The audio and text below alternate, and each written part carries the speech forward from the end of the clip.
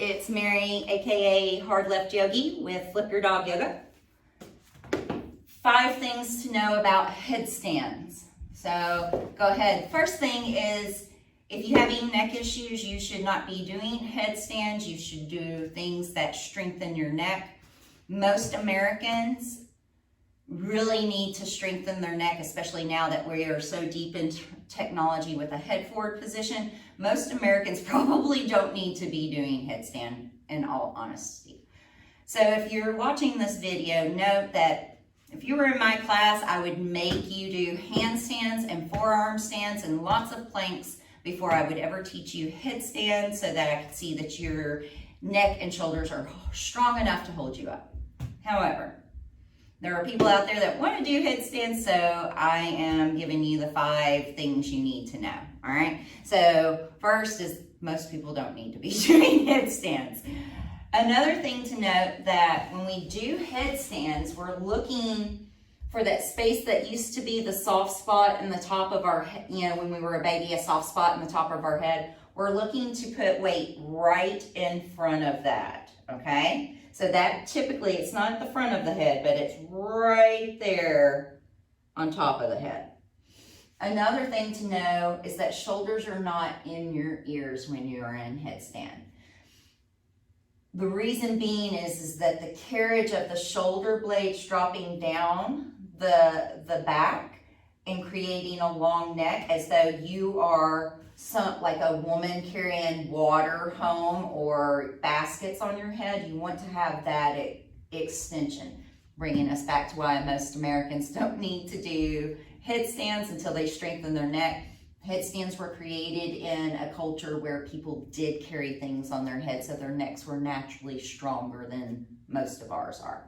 So that's the feeling that I want when I go into headstand, as though I'm trying to hold and balance something on my head. So if you want to even try this and see what happens with your posture and your core and the feeling of holding this on your head so that you can get some imagery, great.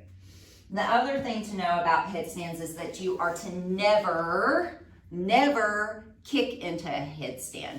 I'm not going to kick into a headstand to show you, but I will show what a kicking into handstand is, right? None of that.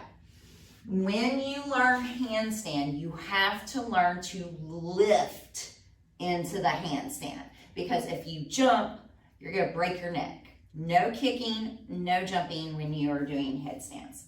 So I'm like a bunch of no's. Here's the thing to know about headstand. The best way to start is with an interlace grip. So I'm going to show you this interlace grip right here, right? See this bottom pinky finger? I'm going to take it and put it in here so it doesn't get smashed and pinched when I put my hands down like this. So it's in here, okay? I'm going to put, and you can do this against the wall. So imagine there's a wall right here. I'm just doing it this way so that you can see the whole shindig, right? So I've got my fingers interlaced. I'm going to put my elbows down so that they are shoulder distance apart. So really coming straight down out of my shoulder socket.